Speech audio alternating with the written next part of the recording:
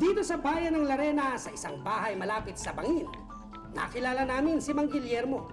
Siya raw ang kilalang mananambal o yung may kakayahan umanong magpagaling gamit ang tradisyonal na paraan ng panggagamot.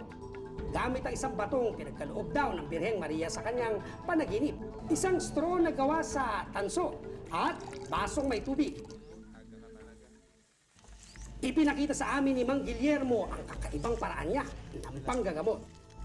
Dahil walang pasyente si Mang Guillermo ng araw na yun, ang aming mismong team ang sumabak sa kakaibang gamutan.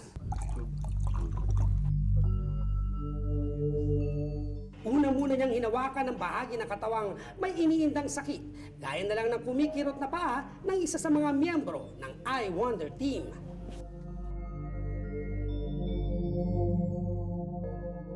Yung sa pa ako, meron akong plantar fasciitis. Parang ibig sabihin namamaga yung isang tissue or muscle sa talampakan.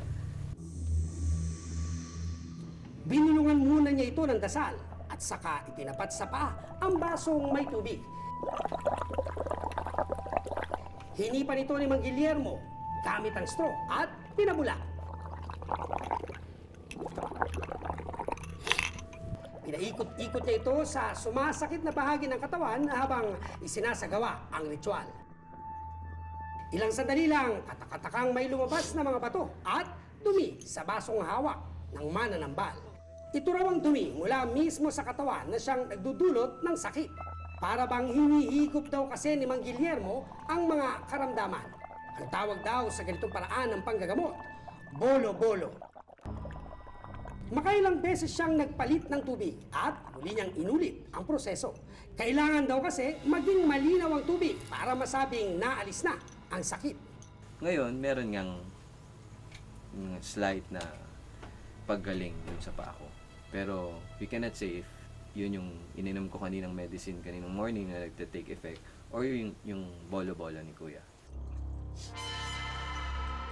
Ang isa pa naming kasama na may iniinda namang sakit sa braso, sinubukan ding magpatingin kay Mang Guillermo. Pero iba raw ang kanyang kaso. Kung bakit daw siya nakakaramdam ng pananakit ay dahil nakursunadahan umano siya ng masamang elemento. Sagbot sa tubig. Ang imo ang sakit, nakapuli ka og dili ko nato ba nga di kang naligo, ikaw may nakabanos. Nung bago tayo pumunta dito, hindi talaga sumasakit. Naalala ko lang na masakit siya before. Tapos ngayon, nung habang ginagamit niya, sumasakit siya. Hindi ko alam kung bakit ha. Hindi ko rin siya mapaliwanag.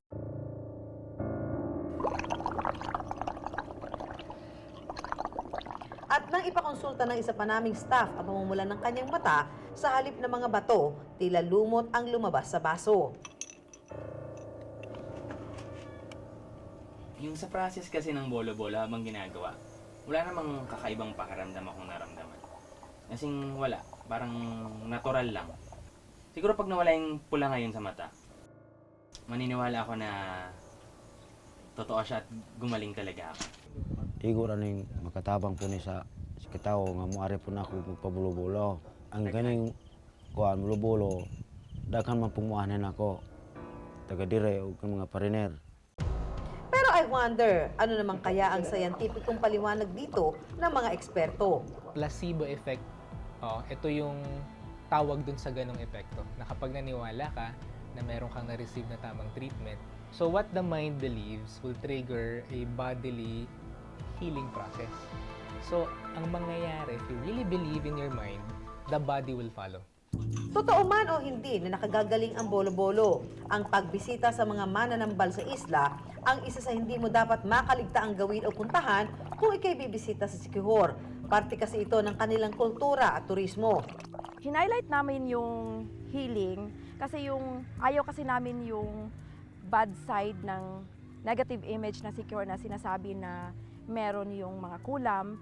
So, ginawa naming twist, positive namin, ginawa naming healing island. Kasi sa totoo lang naman, nandito yung mga healers namin. Yung mga healers na ginagamit nila sa panggagamot is the medicinal herbs.